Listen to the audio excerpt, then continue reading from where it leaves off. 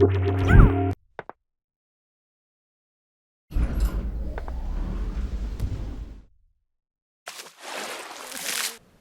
Tony here for Lightwave Digital. Today what we're going to be doing is looking how we can animate different elements of an object using a graph editor and manipulating the dope track.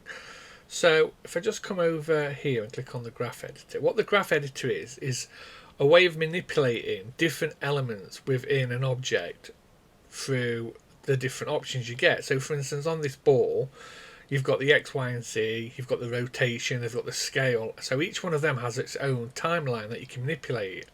And obviously you've got the different channels here, you've got your timeline here, you've got the actual values that you can experiment with, you've got the different, a few tools here. So for move, you've got insert keyframe, you've got pan, rotate and zoom, and then you've got the other objects and elements in your scene that you can switch between and choose their elements. But we're just going to concentrate on a little bit of the graph editor, just so hopefully it gives you a little introduction to it. So all I want to do is I want to animate these three balls just going up and down, or shall I say across, at the same length, but using a graph editor to show how you can speed up and slow down at different parts. So for instance, with the first ball 33 at the top, if I just go to the move, and all I want to do is I just want to move it to the side here, look, like so, and let's just click Y on your keyboard. So I'm just jumping between move and rotate, and I'm just rotating it so it's kind of facing this way a little bit. So I want it to start and finish at this same frame. So when it gets to the end, I also want it to be in the same position. So the easiest way to do that is just press return on your keyboard, and when you insert a keyframe, put 48, and what it'll do, it'll copy every bit of element from that first keyframe onto 48, so we're in the same position. And then what I want to do is in the middle at frame 24, I want it to be somewhere in the center. So if I just simply go to the move tool and I move it back to the center like so, and then return it to the beginning and press play here. Look, when I play head here, this is what we've got, like so. However, let's actually change this, and let's so it actually, the ball goes all the way to the opposite side. Okay, so on frame 24 you can see the ball here, and all I want to do is then maybe bring it so it's all at the complete opposite end, and then Y on your keyboard, and let's rotate the ball so the numbers facing. So let's rewind and try again, and that's kind of what you've got over 2 seconds. So if we go to the edit general options, and here look, it tells you what frames per second. So usually average is 24 for animation to 30 frames, I would say. So 24 is fine. And so what we've got now is just this loop. So let's repeat this on ball 21, but then let's change the way it moves. So what I've got is I found this on the internet, and what I'm going to do is just use a couple of these over the 2 frames to manipulate on the graph editor the different ways you can manipulate the ball. So the ball's starting and finishing at the same point. It's the center point and how the graph looks, and it gives you good. And this is a good example to practice, really. So let's move this out of the way and let's have a go at one.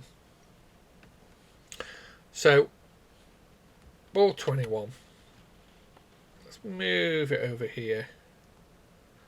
Press return because I want the same position and everything on the end.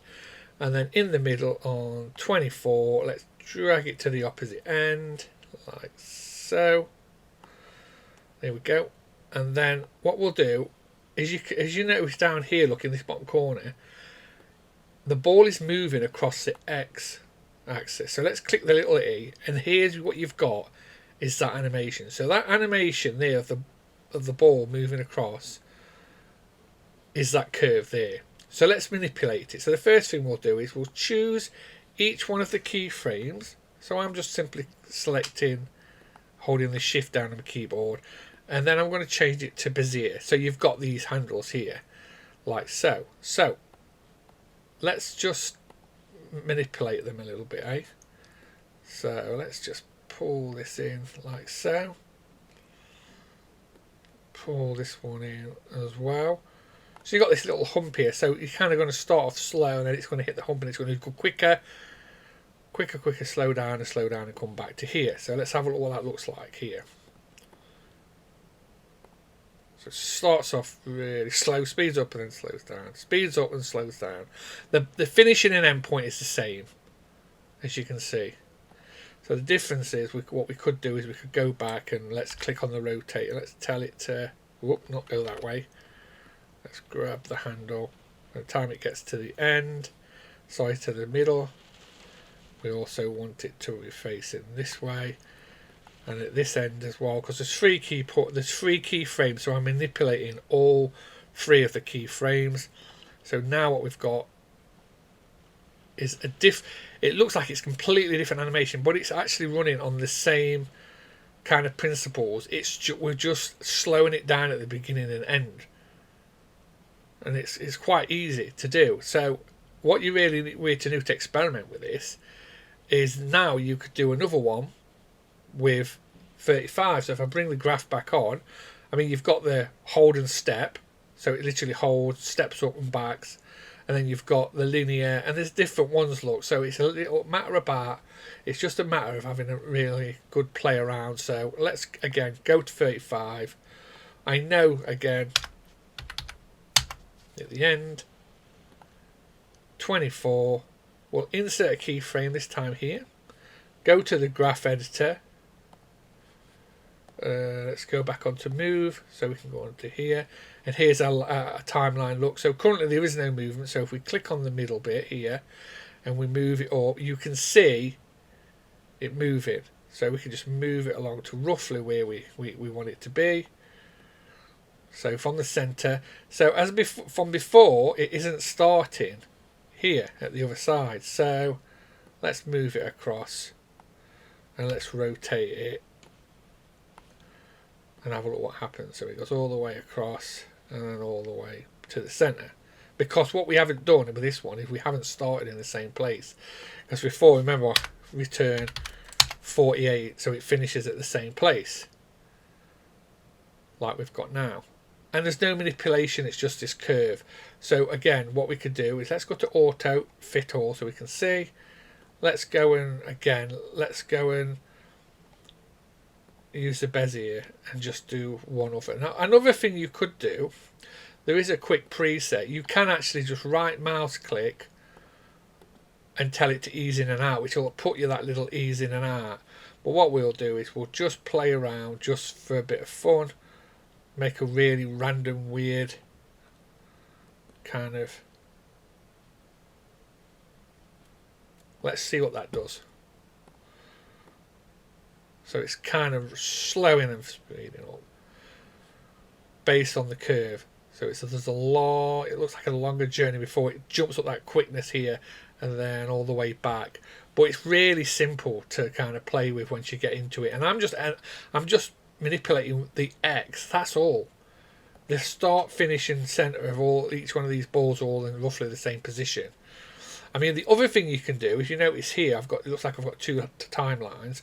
As you hover over the actual border here, you'll get this little upwards arrow. If you click it, this is called your dope track. So this is showing you where each keyframe is, and you can actually select them and move them. So I could say, okay, for the bottom one, I want it only to go to 20.